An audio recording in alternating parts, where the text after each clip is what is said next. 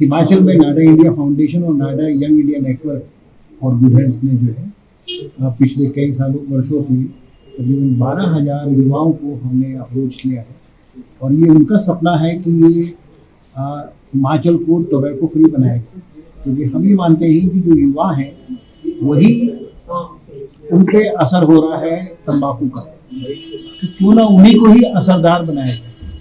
तो ये उसी सीरीज में ये हमारे अलग अलग हम इस तरह के कंसल्टेशंस कर रहे हैं। शिमला में भी हम लोगों ने किया है, एचपी यूनिवर्सिटी में, खासतौर से उसमें जो यहाँ के युवा लोग थे और प्लस पॉलिसी मेकर्स। अब यहाँ पे जो हमने किया है वो मीडिया के साथ हम लोगों ने, मीडिया जो कर्मी है उन लोगों के साथ प्रेस क्लब में हम लोगों ने वर्कशॉप रखी, जिससे कि health tax, tobacco health tax के बारे में हम चर्चा कर सकें, और जो कानून है उसके अंदर कैसे बदलाव करें, जिससे कि जो ये सपना है तंबाकू मुक्त हिमाचल, उसको हम देख पाए। नाडा इंडिया इस चीज को देखती है कि ये केवल अकेले किसी एक व्यक्ति से नहीं होता, ये हम सबका, उसमें मीडिया कर्मी, पॉलिसी मेकर्स और यंग पीपल और जो सिविल सोसाइटीज हैं उन सबका रोल बहुत इम्पोर्टेंट है। तो जो सिविल सोसाइटीज हैं, एनजीओज हैं, उनको भी हमने आज यहाँ जोड़ा, जैसे गुंजन ऑर्गेनाइजेशन है और जो दूसरी और संस्थाएं हैं वो हमारे लोकल साथ में जुड़ रही हैं। तो हम इसको देखते हैं कि हम ये जो सपना है ये केवल हमारा नहीं, सरकार भी इसमें बड़ा पॉजिटिव है, क्योंकि उन्होंने अभी टैक्स बढ़ाया है। जो कैबिनेट का जो पहला उनका डिसीजन था, वो जो रोड पर जब टोबैको को कैरी करके जाते हैं तो उसका टैक्स को बढ़ाया। इसका मतलब कि जो सरकार है वो पॉजिटिव राह पर है और वो उसको कम करना चाहती है, क्योंकि जहाँ अक्सर ये माना जाता है कि ड्रग्स एक बड़ी समस्या है, बट हमारा ये मानना है कि जो तंबाकू है वो एक गेटवे ड्रग है, यानी कि वो लीगली एक्सेप्टेबल है, अवेलेबल है, अफोर्डेबल है, और अगर हम उसको एक्सेसिबल और करते हैं तो हम उसको कम कर पाएंगे।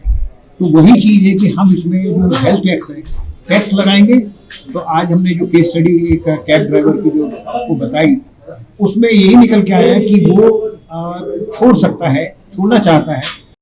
सवाल यहाँ पर आता है कि जो इंडस्ट्री है और जो सरकार जो चाहती है और जो युवा चाहता है, वो तीनों का एक सामंजस्य होना बहुत जरूरी है, यानी कि हमें उसको डिस्करेज करना बहुत जरूरी है कि हम इंडस्ट्री को जो अपने वो नए नए तरीके निकाल रहे हैं, नए नए नशे, जैसे आपने इलेक्ट्रॉनिक सिगरेट को देखा, उसको उन्होंने इंट्रोड्यूस किया एज अल्टरनेट, जबकि वो अल्टरनेट नहीं है। उसी तरह से वो तंबाकू के एडवर्टाइजिंग इस तरह से कर रहे हैं जिससे, और हमारे यहाँ से आवाज़ नहीं उठ रही। बहुत जरूरी है कि समाज इसमें, युवाओं सामने आए और इसमें उस आवाज़ को उठाएं, क्योंकि देख तो सब रहे हैं बट कर नहीं रहा कोई। तो हमें बहुत जरूरी है कि ऐसे लोगों को सामने जोड़ें। और आज की जो वर्कशॉप है, कार्यशाला है, वो एक उसका एक रूप है कि आज हम लोगों ने इनपुट नहीं दिए, जितने इनपुट आप लोगों ने दिए, यहाँ के मीडिया कर्मियों ने दिए, वो बड़ा महत्वपूर्ण था।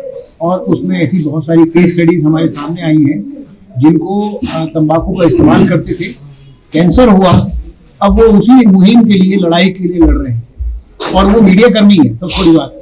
और वो मीडिया कर्मी होकर के भी वो एक अलग तरीके की लड़ाई में जुट गए हैं। मुझे बहुत खुशी है और बधाई है आप सबको। इसके अगर बात करें युवा पीढ़ी की, तो युवा पीढ़ी इस ओर अग्रसर ना हो तो खेलों के प्रति किस तरह से प्रोत्साहित किया जा सकता है कि माइंड डाइवर्ट करने के लिए खेलों के प्रति हो जाए?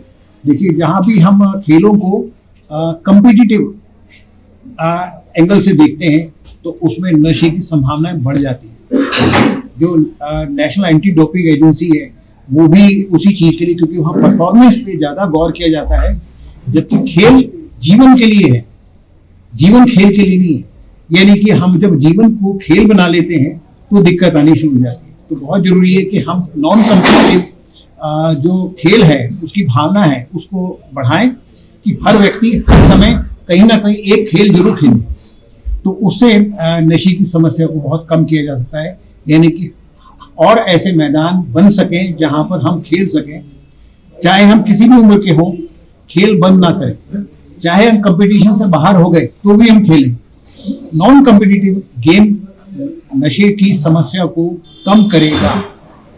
जहां कंपटीशन आ जाता है वहीं हमारी नशे की समस्या और बढ़ जाती है। और ये एक इसका उदाहरण है कि जो हमारे खेल हैं उसमें अभी रिसेंटली दिल्ली में जो खेल हुए उसके अंदर परफॉर्मेंस एनहांसमेंट वाली जो ड्रग्स हैं या जो इस तरह के मेडिसिन हैं उनका इस्तेमाल हुआ। तो नशे की समस्या को हम दूर कर सकते हैं स्पोर्ट्स के द्वारा अगर हम नॉन कॉम्पिटिटिव मतलब खेल को बढ़ावा दें। धन्यवाद सर।